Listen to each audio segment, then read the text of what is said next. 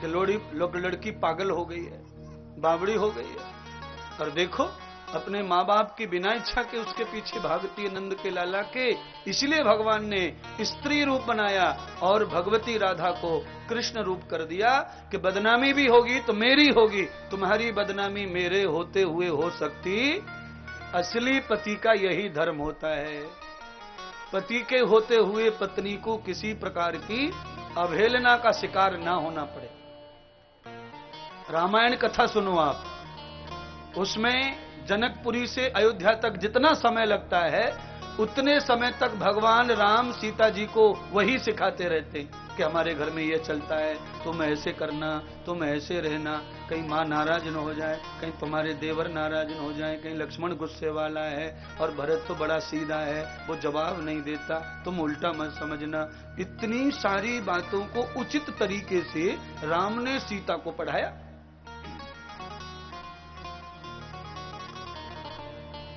और आजकल समझ लो, पति क्या बोले पत्नी को, देख तेरी तरफ तनक भी देखे आंखें फाड़ के तो आंखें फोड़ देना देवर की। ऐसी बात कलयुग में बोलते महाराज है। राम जी ने भगवती सीता को ऐसे पढ़ा दिया कि जरूरत ही नहीं पड़ी, सारे लोग दीवाने हो गए सीता के ससुराल में अयोध्या में। इतना चरित्र राम जी ने सीता को दे दिया, मानो जनक जी ने कुछ कम ज्ञान दिया होगा बेटी को, पर पति ने पूरा सर्वत्र ज्ञान दे दिया महाराज।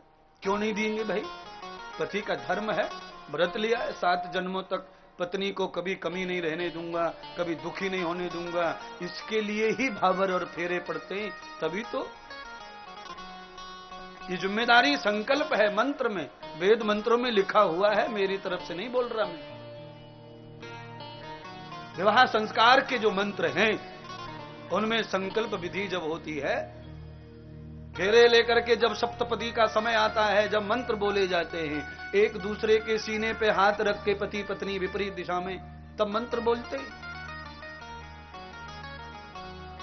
ये काया, ये दिल, ये दिमाग, ये विचार, जो भी मेरा पुण्य है वो सब मैं आपको दूंगी। पति कहता मेरा सब आपको, तो एक दूसरे का रहा ही नहीं। पति ने पत्नी को दे दिया, पत्नी ने पति को दे दिया, तो जैसे दिल दिमाग विचार सब मन सब दे दिया है तो स्वरूप भी बिक जाता है। ऐसे ही राधा से श्याम ने राधा जी का स्वरूप ले लिया और अपना स्वरूप राधा जी को दे दिया। इसको बोलते हैं पट बदल। पाट जब बदलते फेरों के बाद वो पटक बाएं अंग में बिठाते हैं छोकरी को, अब हो गई तू पत्नी। जब से सीधे हाथ पर थी तब से कन्या थी, दुल्हन थी, अब जैसे ही बाईं साइड में आई, बाईं अंग फेरे लेके समाप्त हो गया, अब ये तुम्हारी हो गई पूरी तरह। इसी कार्यक्रम में ये वचन दिए जाते हैं, रूप बदले जाते हैं। रूप तो अब रूप तो कोई बदलता नहीं, रूप बदलता ही नहीं, इतनी ताकत कहां है जो बदले कोई। भगवान ने बदले, पार्वती ने शिव जी को रूप दे दिया महाराज। इसी रूप में भगवती का दर्शन हुआ, सारे देवता स्वर्ग से आए धरती लोक ब्रज में, और भगवती राधा का सबने इसी रूप में दर्शन किया। अर्धनारेश्वर बने भगवान, और भगवान श्याम सुंदर, श्यामा बन गए, श्याम से श्यामा। आप लड़के को कृष्ण कह सकते हैं पर लड़की को कृष्ण नहीं कह सकते, लड़की को कृष्णा कहना पड़ता है। कृष्णा ये लड़की का वचन है, नाम है कृष्ण। आ लगा दो, यहां से ई का हलंत हो जाता है, ई विसर्ग हो जाती है, आ का यहां पर आगमन हो जाता है। कृष्णा। जितने भी इस्कॉन वाले हैं वो राधा को ही कृष्ण मानकर भक्ति करते हैं, इसलिए वो कृष्ण नहीं कहते, वो क्या कहते हैं, कृष्णा कृष्णा हरे हरे, कृष्णा कृष्णा रामा रामा। वो राम में राम नहीं देखते, वो सीता में राम देखते, वो राधा में श्याम देखते।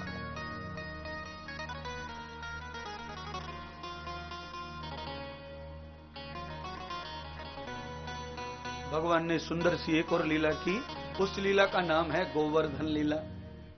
वर्धनम प्रियात्मनम सिद्धिम। मुझे ऐसा लगता है जब से कथा सुना रहे हैं तब से भगवान गौओं के लिए लीला कर रहे हैं महाराज। बछड़ों की सेवा करके भगवान अब बड़े हो गए तो भगवान ने समस्त गौशालाओं की सेवा के लिए गोवर्धन की लीला। इस लीला में आपको मालूम ही है, इंद्र का अभिमान दूर करने के लिए भगवान ने गोवर्धन की पूजा का विधान किया। सारे ब्रज ने गोवर्धन की पूजा की, दूध दही से अभिषेक किए, अन्नकूट प्रसाद चढ़ाए, और गिरधारी गोवर्धन के प्रभाव से ही सारे के सारे गोवर्धन को धन धान्य प्राप्त हुआ। इंद्र ने ब्रज को डुबाने की कोशिश की, भगवान ने मेघ और बादलों को, गोवर्धन को इतना विशाल कर दिया अपनी कृपा से, कहते आकाश बना दिया गोवर्धन की छत्र छाया में जो भी आया उससे बरसात कुछ नहीं, बाढ़ कुछ नहीं कर पाई। ध्यान रखना आप कभी जिंदगी में, चाहे जितनी बाढ़ें आने दो, कितनी भी बाढ़ आती है नदियों में, पर पर्वत कभी नहीं गिरते, पर्वत कभी नहीं गिरते। हमने शहर डूबते देखे, हमने महल गिरते देखे, पर एक भी बाढ़ में पर्वत कटते नहीं देखे। कौन सी नदी ऐसी है जो पहाड़ों से नहीं गुजरती, पर पहाड़ के कुछ नहीं बिगाड़ पाई। इतनी सी जगह में गंगा बह रही है पहाड़ों के बीच में, पहाड़ अभी तक इतने भी नहीं हो पाए, हजारों करोड़ों वर्ष हो गए, और हरिद्वार में आ जाए गंगा तो यूं छोड़ती चली जाती है, क्योंकि पहाड़ हट जाते हैं, और पहाड़ नहीं रहते तो सरोवर सरका का रास्ता कोई रोक सकता। इसीलिए आप पहाड़ों को भी मत तोड़ने दो दुनियादारी को। जितने भी पहाड़ टूट टूट करके प्लान किए जा रहे हैं, उतना आप नुकसान की ओर जा रहे हैं महाराज। क्यों? पर्वत देवता होते हैं। पर्वत कौन होते हैं? देवता। पर्वत का नाम है हिमालय, हिमालय के घर ही पार्वती का जन्म हुआ। इसका मतलब ये पर्वत पत्थर नहीं है, ये पर्वत देवता है। भगवान शिव की शक्ति पैदा हुई पर्वतों में। किसी भी ऋषि का नाम सुनो तो उस ऋषि का नाम सुनते ही याद आता है फलाने पर्वत की शक्ति, फलाने पर्वत पर ध्यान किया। बिना पर्वत के ध्यान भजन समाप्त हो जाते हैं महाराज। पर्वत रक्षा करते हैं आदमी के चित्त का, चरित्र का। पर्वत में शक्ति, एनर्जी, ऊर्जा, ऑक्सीजन होती है। जहां पर्वत होते हैं वहां बारिश ज्यादा होती है।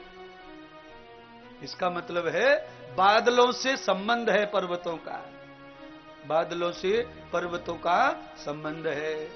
इसीलिए बादल फटे केदारनाथ में, क्योंकि पर्वत से टकरा गए नजदीक नजदीक वाले। आज इंद्र का अभिमान दूर करके भगवान ने गोवर्धन की महिमा को बढ़ाया। बोलिए गोवर्धन भगवान की जय। गौ रक्षा के लिए भगवान ने ये पूजा की, और तत्काल भगवान को एक सोने का रथ लेने आया ब्रज में मथुरा से। तब भगवान अपने पिता नंद के साथ, बलराम जी के साथ रथ में बैठे। मार्ग में सखा मिले, सखाओं को भी रख लिया रथ में, और मथुरा में जा रहे हैं महाराज। क्यों जा रहे हैं? कंस ने धनुष यज्ञ रखा है। यज्ञम प्रवत्त भूतानाम यज्ञ विष्णु प्रियागति। यज्ञ तो साक्षात विष्णु का ही रूप है। जहां भी यज्ञ रचा जाएगा भगवान वहां बिना जाए रह सकते। कोई दुष्ट भी करो, कोई पापी भी करे तो भी भगवान पहुंचते। यज्ञ का रूप ही भगवान है। यज्ञ ही पूजा, यज्ञ ही सेवा, यज्ञ ही स्वर्ग, यज्ञ विष्णु, यज्ञ ब्राह्मण, यज्ञ गुरु, यज्ञ ही सर्वत्र। यज्ञ सर्वस्व है हमारा, क्योंकि सृष्टि यज्ञ से ही पैदा हुई है। यज्ञ से आविष्कार होता है दुनिया का। आदमी ठंडा हो जाए तो सिवाय शमशान के कोई जगह, या अग्नि है तो जिंदे हुआ, और इस शरीर को भस्म करना है तो अग्नि चाहिए। अग्नि भगवान का स्वरूप है, इसीलिए अग्नि का घर में यज्ञ होना चाहिए। बहुत हो गया अगरबत्ती फगरबत्ती, ये बंद करो और घर में छोटा सा हवन शुरू करो, यज्ञ शुरू करो। छोटा सा 5 आहुति पहले घी की, और बाद में 7 आहुति पदार्थ की, सामग्री की, औषधि जड़ी बूटियों को पीस के रखो और चढ़ा दो। घर में भाई साहब बीमारी 100 किलोमीटर दूर रहती है। निमोनिया, बुखार, टाइफाइड, ये सब नजदीक नहीं आते। जहां यज्ञ है वहां मलेरिया आता नहीं है। यज्ञ जहां तक खुशबू छोड़ता है 100-200 मीटर एरिया में यज्ञ की खुशबू रहती है। वातावरण पवित्र रहता है, यज्ञ के देवता का प्रभाव रहता है। वहां के मच्छर भी सात्विक हो जाते हैं, उनके डंक में विष नहीं रहता। इतना प्रभाव है यज्ञ का। अगरबत्ती का प्रभाव क्या है? अगरबत्ती का प्रभाव यह है, ये जो घर में मच्छर होते हैं कि नहीं, ये 50% डांस वाले, पर अगरबत्ती जिस घर में लगती है उस घर में 100% डांस हो जाता है, मलेरिया वाला। अगरबत्ती की बांस से उसमें जहर प्रकट होता है, उल्टा हो जाता है सब। हाँ? अगरबत्ती में सिवाय कार्बन डाइऑक्साइड के कुछ भी निकलता नहीं है, कुछ भी नहीं निकलता है। इसलिए गाय की गोरी सुखा के रखो, पीपल की, आम की, अमरूद की, बड़ की, इनकी लकड़ी सुखा के रखो। थोड़ी सी जला लो इतने से पात्र में, इतनी अंगूठा भर लकड़ी जला के उस पर भी कर दिया तो भी तुम्हें कोई कम पुण्य नहीं मिलेगा। हवन छोटा है पर पुण्य बड़ा ही रहता है, कर्म का पुण्य होता है। कर्म यज्ञ कर रहे हो, बहुत बड़ी बात हो गई तुम्हारे लिए। 7 दूनी 14, 14 ही मंत्र तो है। 14 मंत्र कर लोगे तो 14 साल के वनवास से बच जाओगे। यज्ञम भूत सर्वेशाम भूता यज्ञ समाविता। हाँ, यही हुआ था। राम का विवाह हुआ, अयोध्या में यज्ञ बंद हो गया। और वैसे धर्म क्या है? धर्म यह है कि नई बहू जब पहली बार घर में पैर रखती है पति के, तो पंडित जी को बुलाकर यज्ञ और कथा करवाते, पूजा करवाते, फिर जाके कहीं गृहस्थ शुरू होता है महाराज। अब वो बंद कर दिया तो सब लफड़े हो गए महाराज, सब उल्टा उल्टा हो गया। खोपड़ी घर में सबकी हंसी विलासी हो गई, सब राजा रानियां, बूढ़े बूढ़ों को जवानी आ गई। अब बता, अब बूढ़े बूढ़े लोग घर में बहू आ गई तो भी अभी पति बन के घूम रहा है ससुर जी। बोल, अरे घर में बहू आ गई है, अब तो तू मान ले कि तू नहीं है पति। घर में दूसरा पति खड़ा हो गया जो तेरा बेटा है। जब बेटा पति बन जाए तो फिर पापा को पापा नहीं, फिर दादा बन जाना चाहिए। दादा दादा दादा दादा। पर आजकल के बूढ़े दादा बनने को राजी नहीं, वो पति।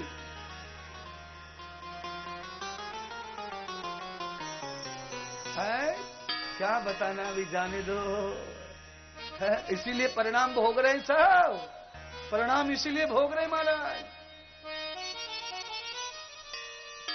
दादाजी हो जाओ, दादा बाबा का मतलब सन्यासी, बाबा बन जाओ। बहू आ गई घर में, बाबा बन जाओ। इधर उधर दादी के मत घूमो, बिल्कुल पानी मत मांगो दादी से। ओ गुड्डू की माँ चाय ला, बस ये बंद कर दो, सब अच्छा हो जाएगा। घर में सब शांति आ जाएगी, सब देवता खुश, कोई बिगड़े ना, नाती पोते कोई लुच्चे लफंगे पैदा ही नहीं होंगे जब तू दादाजी हो जाएगा तो। पर पति बन के घूम रहा है। हाँ? अच्छा बहू ऐसा कर, हम रायपुर जा रहे हैं, बता क्या क्या लाना है। बहू ने लिस्ट दे दी। अब बहू का क्या मालूम था कि ये सास के साथ में जाएगा। है पीछे से साड़ी वाड़ी पहन के कुड़ुकसीन मोटरसाइकिल पे बैठ गई। 62 साल की अम्मा ने हाथ ऐसे रख दिया कंधे पे। अब देखो 75 साल बाबा कैसे उड़ रहा उड़ रहा उड़ रहा है। अरे बहू कह रही है, हाय भगवान ये कैसा घर है भगवान, यहाँ तो बूढ़े लोग ऐसा, फिर अपन क्या करें। तो फिर बहू कहती है, जब सास ससुर ऐसे उड़ते मोटरसाइकिल पे तो तुम तो 16 साल के हो भी, फिर हम तो बिना पंख उड़ेंगे। बड़ों को देख के छोरे रास्ते पकड़ते हैं, बड़ों को देख के छोटे रास्ते पकड़ते हैं। अच्छा बताओ, आप ही बताओ, कौन चलाना सिखाता है बच्चों को? इनको खड़ा करना कौन सिखाता है? इनको चलना कौन सिखाता है? इनको रास्ता कौन दिखाता है? बस जब दादा दादी का ही रास्ता अच्छा नहीं है तो नातू को कहां से अच्छा रास्ता दिखाएंगे?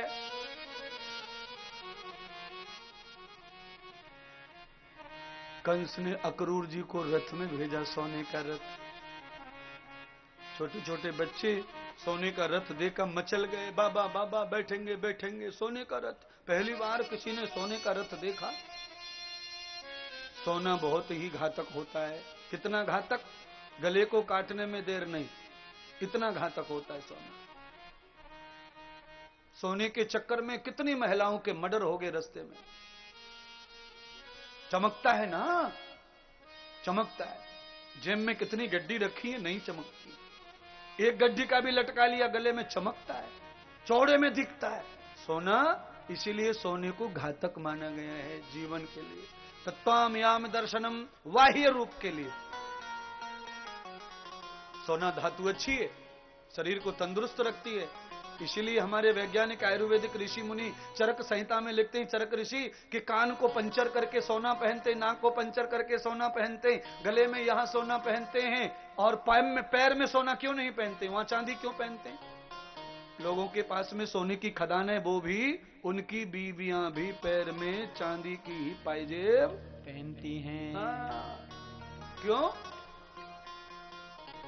हर चीज का महत्व है शरीर को। ये सजने के लिए नहीं है, ये शरीर की ऊर्जा के लिए होता है सोना। कान को यहां पंचर करते, टूचते, छिद्र कर देते। मैंने भी बाली पहनी है सोने की। क्यों? इससे लाभ क्या होता है? सोने से लाभ होता है कि आपकी ये जो नस है यह पंचर होती है, सोना इसमें रहता है, तो आदमी को तप करने में, ब्रह्मचर्य को साधने में मदद मिलती है कान को टोचने से, तप करने से। इसीलिए बाथरूम करते समय यज्ञोपवीत वाले, जनेऊ वाले लोग जनेऊ को कान में लपेटते हैं। क्यों लपेटते हैं? क्योंकि नस दब जाती है यहाँ कान के, और यहाँ नस दबने से बाथरूम पेशाब के साथ में कभी कभी धात निकलती है, वो धात का जो रोग है वो समाप्त हो जाता है जनेऊ को यहाँ लाने से, नस से। इसीलिए ब्रह्मचर्य की रक्षा होती है। तप जप बढ़ाने के लिए शंकर ने कुंडल बड़े बड़े पहने, बड़े तपस्वी थे। एक एक को समझ लो, सीख लो। सुंदरता भले ही बढ़ती होगी, मुझे नहीं पता, पर शोभा शरीर की जरूर उन्नति होती है। सोने का रथ देखा, बाबा खुश हो गए, समझ गए कंस बहुत प्यार करता है हमसे, देखो सोने का रथ भेजा है। लालच में डाल दिया बाबा को। हमेशा नुकसान लालच से ही होगा। अगर आपके दिल में कोई लालच नहीं है तो नुकसान भी नहीं होगा। बाबा के दिल में लालच आ गया, फट फट फट फट बैठ गए रथ में। रथ लेकर मथुरा पहुंच गए महाराज। मथुरा पहुंच के बगीचे में रथ रुका। भगवान कृष्ण और बलराम रात भर मथुरा घूमे। बाबा को पैर दबा के सुला दिया। सुबह चलेंगे बाबा मामा के घर यज्ञ में, कल यज्ञ प्रारंभ होगा तब ही जाएंगे, क्योंकि मामा अच्छा नहीं है, उसके यहां रात रुकना बिल्कुल भी अच्छा लगता। हाँ, मामा अगर अच्छा नहीं है तो उसके घर मन कैसे लगेगा रात में? मामा कैसा होना चाहिए? जो पलक बिछाकर इंतजार कर रहा हो हमारा, है? हर बात उल्टी लगे मामा को तो उसके घर रुकना कैसा? मैं तो मामा का नाम ले रहा हूं, कथा मामा की है इसीलिए, नहीं तो जगत के जितने रिश्ते हैं वो रिश्ते तब ही अच्छे हैं रात में रुकने जैसे होने चाहिए। इतना प्यार होना चाहिए कि रात भर बतराते बतराते निकल जाए, बात खत्म ना हो, कोई सोए ही ना रिश्तेदार आने पर, इतना होना। पहले तो बुजुर्ग ऐसा ही करते थे भाई साहब, रात भर सोते ही नहीं थे, जीजा आ गया तो पूरी रात गुचुर गुचुर गुचुर गुचुर गुचुर गुचुर। औरतें सो जाती पर भाई साले जीजा नहीं सोते। और अब तो आप समझते ही ये सब बात है, आप भी साले, आप जीजा भी हैं, दोनों ही आप हैं, आपको पूरी तरह मालूम है। अब कुछ है ही है? अच्छा होगा कहां से? सुबह फोन, गुड्डू क्या चल रहा है? ठीक है जीजा जी। अच्छा चलो ठीक है, सब बता दिया उसने पूरा। थोड़ी देर के 1 घंटे के बाद में उसकी पत्नी को, लक्ष्मी गुड्डू कहां गया? अच्छा लक्ष्मी ने कहा जीजा जी ऐसे ऐसे गए, तुम्हारे साले साड़ी लेने गए, ब्लाउज लेने गए, ये लेने गए, चलो हो गया। अब शाम को सोते समय फिर फोन, अच्छा भाई कौन से कलर की लाया? ले अब पूरे दिन तुम बात ही करते रहेंगे तो प्यार बचेगा किधर? कौन से कोने में? प्यार तो तब बचता है जब बैलगाड़ी लेके कोई ससुराल 3 दिन में पहुंचे और वहां से 3 दिन में लौटे, फिर प्यार कम होने वाला नहीं है। घर में से पैर बाहर निकाला सिड्डी पे, आ गया ससुराल आ गया, सिड्डी से बाहर निकले ससुराल, प्यार कहां से आवे? रे रे रे रे रे रे, कहां महाराष्ट्र का अमरावती जिला, कहां गुजरात का, सौराष्ट्र का, द्वारका का जिला, वहां से बारात लेके आवे, इतनी लंबी दूर ससुराल होवे तो प्यार कभी कम होने वाला नहीं। बगल में ही ससुराल, 1 किलोमीटर दूर भी नहीं, क्या होएगा इस देश का? है धीरे धीरे मुझे ऐसा लगता है कि एक ही घर में ससुराल और मायका रहेगा, आगे पड़ोसी की भी जरूरत नहीं है। देश में आधे लोग तो वही कर रहे हैं, चाचा मौसा सबकी लड़कियों से ब्याह कर लेते। अब खाली हिंदू धर्म बचा है थोड़ा सा, एक आध फुट दूरी बची है इसमें। ये पड़ोसी मौसी का तो कर लेते, ये भी नहीं छोड़ते है। मौसी मौसी मौसी, और जैसे 4-5 साल मौसी मौसी कहा, लड़की मौसी की बड़ी हो गई, 12वीं में पढ़ रही, झट से प्यार हो गया, ले मौसी की बेटी को ब्याह करके भगा के ले गया, ले। तो ये पड़ोसी मौसी का तो उद्धार हो चुका है। अब खाली वो मौसी बची जो मां के पेट में से निकलती है, और आप उसमें तो समझ ही गए होंगे, 20% तो वो भी हो रहा है, दूसरे मजहब में वो भी होता है, कुछ बचा नहीं है, खाली अपनी बची है बहन, चाचा की भी बची नहीं, मौसी की भी बची नहीं। मामा की तो तुम्हारे यहां भी नहीं बची है, मामा की तो चल जाती है सबको, मामा कचड़ा है कि क्या है क्या पता है। मामा की बेटी से तो ब्याह कर लेता बुआ का छोरा। वंश बिगड़ता है इससे, कुलक्षणी औलाद पैदा होती है। इसीलिए कुछ भी हो जाए, शादी हमेशा कुल बचा के करनी है। अनमोल बच्चे आएंगे कुल बचा के। कितने कुल बचने चाहिए, कितने कुल? तो कहा 7 कुल। कितने जन्म रहता पति पत्नी का रिश्ता? 7 जन्म बोलते। तो कितने कुल बचने चाहिए? 7। माँ का कुल, दादी का कुल, दादी के माए का कुल, माँ के मायके का कुल, तो ये कुल है। कौन बचा रहा है भाई साहब? कोई नहीं बचा रहा है। अच्छा, अभी लोग क्या बोलते हैं, अरे भैया जमाना ऐसा आ गया है, अब कुछ नहीं, अब तो सब हो रहा है, सब हो रहा है। क्या बदल गया बताओ, क्या बदल गया? सूर्य धरती में से निकल रहा है, बोलो ना। सूरज कहाँ निकलता था पहले, वही निकल रहा है। तो बदल क्या गया? कुछ नहीं बदला है। बदला है तो केवल इंसान का चरित्र बदला है। उसके लिए ही व्यास जी ने चिंता करते हुए भागवत की रचना की। जब कलयुग आएगा सब उल्टा पुल्टा हो जाएगा, तो सीधा कौन करेगा? तो कहा तम भागवतम यथा मूलम गति नाम प्रबद्धते संसार भूताहा। संसार के सभी प्राणियों को सीधे रास्ते पर केवल और केवल भागवत ही लाएगी। उसके लिए भागवत की महिमा को प्रणाम करो, स्वीकार करो। भगवान आए, कुब्जा का उद्धार किया, कंस के धनुष को तोड़ा, कंस का वध किया, चाणूर मुष्टक को मार डाला, अस्थि और प्राप्ति, कंस की पत्नियों को कल्याण किया, अपने माता पिता को जेल से छुड़ाकर अपने नाना जी को जेल से छुड़ाया, स्नान करवाया, और भगवान ने अपने हाथों से मुकुट पहनाकर मथुरा का राजा बना के चले गए। 11 वर्षप्याः, छोटी सी बाली सी उम्र में इतनी लीला भगवान ने की। जो सब धन चला गया वो धन वापस ले लिया 11 साल के लाला ने। मामा को मारते से ही सब ग्रह सीधे हो गए महाराज। नाना जी को राजा बना दिया। लालच नहीं था ठाकुर जी को, नहीं तो संपत्ति किसकी है? बेटा था नहीं कोई दूसरा, बहन का ही, बेटी का ही बच्चा अधिकारी बनता पिता की संपत्ति पर। भगवान ने नहीं, भगवान ने सोच लिया कि ये कंस की संपत्ति लेके क्या करेंगे, पहले असली संपत्ति होनी चाहिए, तब ये संपत्ति अपने को झेल पाएंगे। कौन सी असली संपत्ति? जाताम गुरु ज्ञाना, गुरु का ज्ञान पहले होना चाहिए, आध्यात्म का ज्ञान। तब भगवान रथ में सवार हुए, बलराम जी बैठे, नंद बाबा लेकर के ब्राह्मणों की नगरी क्षिप्रा के तट पर आए। अवंतिकापुरी उज्जैनी में भगवान शंकर के शरणों में बैठकर सांदीपनी ऋषि को भगवान ने गुरु बनाया, अनुग्रह लिया, दीक्षा ली, और वहां भगवान वेद अध्ययन करने लगे। धन दौलत के चखने वालों सब सुन लो, कितना भी फ्री का माल मिले, पर जब तक गुरु की सेवा न हो जाए, गुरु ज्ञान न हो जाए, वेद अनुकूल जीने का कला न आ जाए, तब तक धन के मालिक बनने की जरूरत नहीं। भगवान 11 वर्ष तक पढ़े, वेद अध्ययन किया, 6 शास्त्र को पढ़ा, चक्र चलाने का ज्ञान सीखा। वहां भगवान के उद्धव और सुदामा मित्र बने, परमात्मा पढ़कर लौटे मथुरा। 22 साल के प्रभु का शरीर हो गया, आते से ही भगवान मथुरा के राजा बन गए।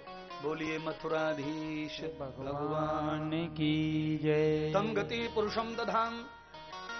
अच्छाइयां और उन्नति साथ चलती है, तो उसके साथ में दुश्मन भी चलते हैं और बढ़ते हैं। आप बड़े होते जाइए, सुविधाएं बढ़ती जाएंगी, पर आपके दुश्मन भी बढ़ेंगे। जरासंध नाम का दैत्य जो था वो कंस का ससुर था। उसने आक्रमण कर दिया मथुरा के ऊपर। युद्ध हुआ, बहुत गाय मारी गई, बहुत मथुरा के जीव प्राणी मारे गए। ब्रह्मा जी का वरदान जरासंध को प्राप्त था कि विष्णु के हाथों मौत नहीं आनी चाहिए, तो भगवान ने पराजित कर दिया, पर मरा नहीं, भाग गया। कहते ही 17 बार उसने आक्रमण मथुरा पे किया, पूरे मथुरा को लहूलुहान कर दिया युद्ध ने। आप बोलिए, एक बार लड़ाई हो जाए मोहल्ले में तो किसका माथा फूटता, किसका टूटता हाथ, दूसरी बार हो जाए, तीसरी बार हो जाए, कितने का नुकसान होगा। पूरा मथुरा खत्म हो गया युद्ध के चक्कर में। उसी समय भगवान ने निर्णय कर लिया, बलराम भैया को बुलाया, अपने काका अक्रूर जी को बुलाया और उद्धव ज्ञानी को बुलाया। इन चारों ने आपातकालीन बैठक ली, अर्जेंट मीटिंग। 4 लोगों में बैठकर मीटिंग हो गई। कहा ऐसा धन, ऐसी माया, ऐसा राज्य, ऐसा मामा का गांव, इसको छोड़ दो, क्योंकि जिसकी नींद, जिसका भोजन छिन गया हो, ऐसे धन का कोई मतलब नहीं। अच्छा, पैसे वालों को नींद आती कब है फिर? गोलियां, धन बढ़ता है, वैभव बढ़ता है, नकली तो नींद सबसे पहले जाती है महाराज। नकली वैभव है, अचानक कोई बड़ा नेता बन जाए, अचानक, कल कुछ नहीं था, आज वोट खुले एमएलए हो गया, कल वो सभा में मंत्री बन गया, 15 दिन में इतना बड़ा पद मिल गया, फिर इसकी नींद गायब हो जाती है।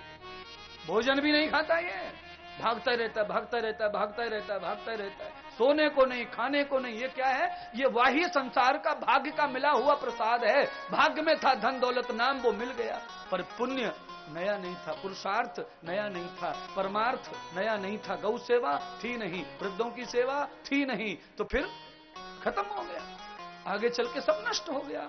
बहुत सारे वोटों से हार हो गई, कुछ नहीं रहा। अब फिर नींद नहीं, फिर चैन नहीं, हार जाए तो भी और जीत जाए तो भी नींद बिना गोली के आती नहीं। ये बहुत प्रपंच गंदा प्रपंच है। डायरेक्ट बहन की गाली देते लोग, क्या बिगाड़ा है बहन ने? ये प्रपंच अच्छा नहीं है। आप कितने वफादार हैं देश के लिए, कितने अच्छे नेता हैं, आपका ईमान कितना है, लोगों को कुछ फर्क नहीं पड़ता उससे, आप कितने सज्जन हैं। लोगों ने तो इस विभाग को ही बेईमान कर लिया है। अच्छा भी बेईमान, अच्छा भी बेईमान, बुरा भी बेईमान। राजनीति बड़ी गंदी हो गई है। अब नेता बनने का मजा नहीं है। अरे धर्म हो, जब धर्म हो, यज्ञ हो, तब नेता बनने का मजा है। सारे नेता यज्ञ करके उठे, सुबह सारे नेता ध्यान करके उठे, सारे नेता व्यायाम करके उठे, जनेऊ गले में पड़ा हो और निकल के तिलक लगा के जाएं, तब नेतागिरी करने का मजा आता है महाराज। तब नेता लगते हैं कि धर्मराज सम्राट आ रहे हैं महाराज, पांडवों के बड़े भाई आ रहे हैं, नेताजी आ रहे हैं, राजा जी आ रहे हैं। अब शराब पी रहे हैं, मछली खा रहे हैं, अंडा खा रहे हैं, होटलों में न जाने क्या क्या कर रहे हैं। क्या करेंगे नेतागिरी? लोगों का विश्वास उठ गया है। वो तो ये विधान है, संविधान है, चुनाव होते ही लोग डालते हैं वोट, कुछ है नहीं। इसीलिए वही संसार का आडंबर ऐसा है।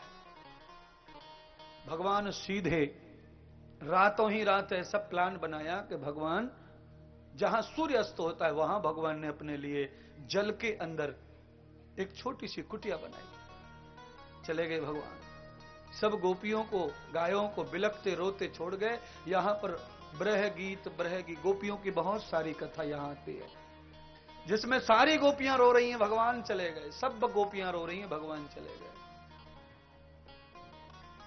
किसी की चिंता न की भगवान ने सोचा कि ये धन, ये मोह आदमी को नरक में ले जाता है, इसलिए ये व्यर्थ का धन है, इस पवित्रता नहीं है, कंस का कमाया हुआ है, लोगों को मुसीबत में डाल के इकट्ठा किया धन है। ये धन किसी को सुखी नहीं करता, चैन नहीं, शांति नहीं। और भाई साहब, धर्म के प्रति बुद्धि तैयार नहीं हो सकती गलत धन की कमाई से। आदमी डरता है इन चीजों से, अरे यार ये सब फालतू, अरे यार ये फालतू है। तो भैया पालतू क्या है? तो कहा देसी, अंग्रेजी।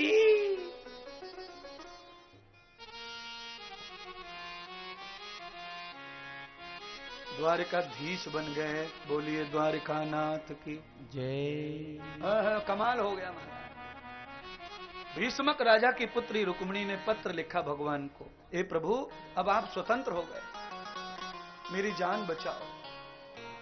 शिशुपाल दैत्य मुझे ले जाएगा पत्नी बनाकर, मेरे भाई ने रिश्ता कर दिया है, मेरी रक्षा करो। द्रौपदी का चीर बढ़ाया तो मेरी भी रान बचाओ, मेरी लाज बचाओ। भगवान का रथ दौड़ा और सीधा महाराष्ट्र की धरती अमरावती में पहुंचा और जाकर के भगवती लक्ष्मी को रथ में